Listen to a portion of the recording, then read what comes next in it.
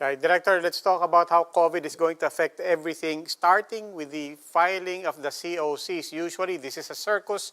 Usually, this is a big media event. Ang daming tao, daming hakot. What will the filing day look like?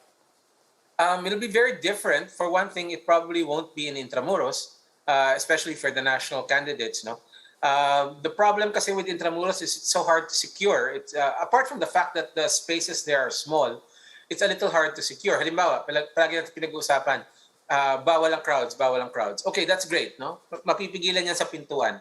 Pero kunyari may dumating na celebrity, anong gagawin namin doon sa ibang empleyado na nasa Intramuros mismo?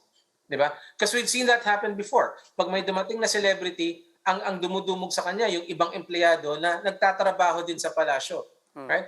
So that's just one aspect of it. The other is like, for example, katabi tayo ng kalye. So, pag nagdala ka ng rally doon, napakadaling mapuno yung kalye sa harapan ng Intramuros. So, sure, kandidato nga lang ang nasa loob ng building, pero siksika naman ng tao sa labas. So again, it's not conducive to an orderly process. No? So one of the things that we looked at very early on was to transfer the venue to a different place. No? And it looks like we're going to do that.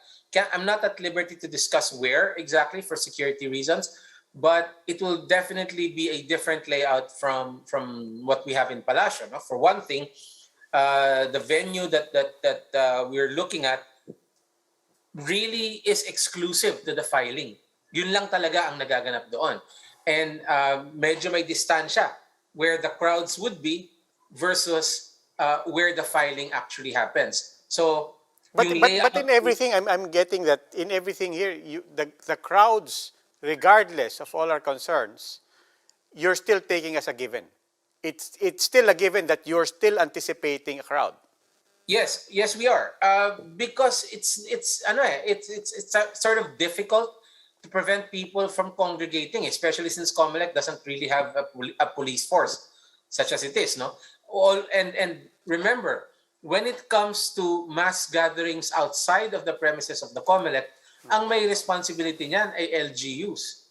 And we can only go so far with the LGUs. Hindi naman wala tayong authority to say to LGUs, huwag kayong magpapayag or huwag kayong uupo lang pag may nakita kayong mass gathering. Walang option for online filing. It has to be personal. It has to be personal. Unfortunately, the laws governing the filing of COCs is pre-pandemic vintage. So it requires personal appearance.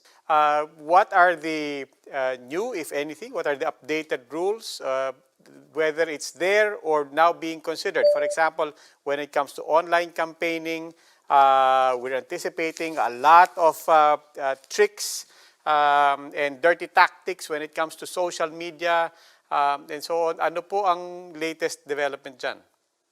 I'm gonna do a Manny Pacquiao, Sir Robbie, and say that we're gonna come out with the rules by October. So para kompleto na rin yung discussion, we're preparing the rules for release on or before October 1. And it'll be a wide-ranging set of campaign rules. It won't be the entire new normal adjustment, right, to the elections, but it will certainly focus on the campaigns. But just so that we're not leaving your audience with nothing, we are going to restrict in-person campaigning, but we are going to allow it. So we'll still have that. We will restrict in terms of audience sizes and in-rally behaviors. Ibig sabihin, magbabago yung pakikitungo ng mga tao sa isa't isa at yung mga kandidato sa publiko. There will be new how do we say? There will be new mechanisms for social media campaigning that will allow even smaller candidates to have a guaranteed exposure to the public. Kasi one of the concerns with social media is that with everyone flocking to social media, the intrinsic unevenness of social media as a campaign platform will be exacerbated. No, what do I mean by that? I mean, yeah, sure, we're all on Facebook, pero hindi tayo kasing galing mag-Facebook ng lahat, right? So matatabunan kung maliit. COMELEC will be doing something to address that particular problem. Again, the expectation is that while in-person campaigning will still be allowed. There will be a lot of social media campaigns, but unfortunately, the limits of what COMELEC can do remain the same.